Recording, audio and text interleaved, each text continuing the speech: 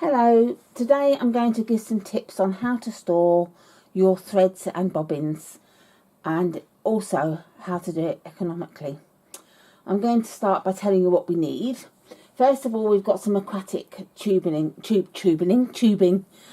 is a siphoning set that I bought quite a long time ago now, and it came with lots of tubing and it's about a centimetre in diameter. So I don't know if you can see it there. So you do need that. Also, we've got a Stanley knife or a craft knife or scissors.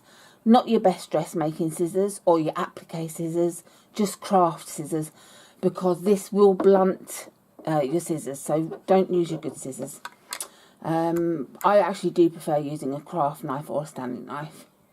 Good trusty elastic bands. These are about, going like that, they're about 3 inches long, and not too thick. You don't want them to be too thick, and I have found this to be the perfect length. You can go a little bit shorter, I wouldn't go any longer.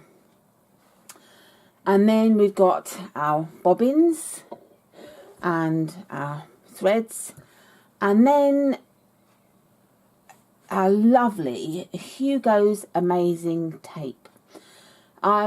It's hard to get this in the UK. I don't know about elsewhere. I think it's very easy to get in America. I think it's an American product. But it's fantastic. It's reusable time and time again. I've got one here that I've cut. I usually cut them to about 5 inches in length. And I get the 2-inch one, and I think it comes with 10 meters of wrap, but I can't, don't quote me on that. But you just wrap it around on itself, and it's self-sticking. It's brilliant. Keeps your threads dust-free. I have all my my threads on the wall. I have done for many, many, many years, and I don't have any trouble with them. Even threads that I haven't used, that I've had literally, for 6 years or so, they don't thread, they don't break, and so on. They don't get all dry and brittle, no more than when they're wrapped in cellophane originally. So this is a great product, and like I say, you can use it time and time and time again. Eventually, I've been using this for about 4 or 5 years now. It does start to get a little bit unsticky. I'm not sure if this one is. No, they can get a little bit unsticky, but what we're doing actually solves that problem anyway.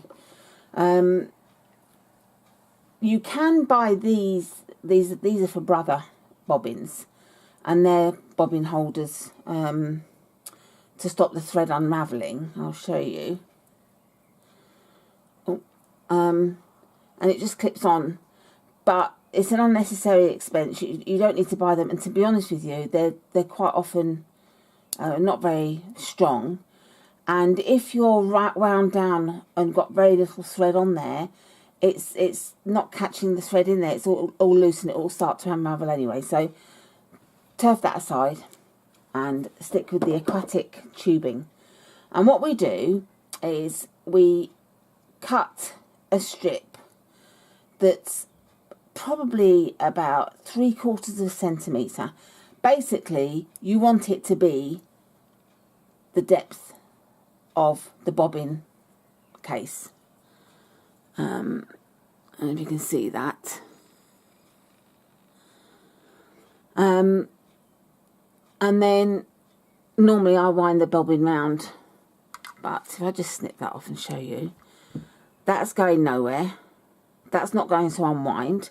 Now, you can store that in your drawers. I've got a little box that I store some in. All my pre-wound bobbins, they often start to unwind a little bit in the box. So I pop these on to keep them nice and neat. I used to have such an awful mess in my bobbin box. That just threads everywhere. It used to be like a bird's nest. And this has eliminated it completely. So I do that with the tubing. So that's on there as is. And then we wrap the Hugo's Amazing Tape. Now, you don't have to use this, but if you have your threads out, I do suggest you do, because it does keep them dust free. And then you get your elastic band, you pop it through the hole like that, and then double in on itself and pop it over.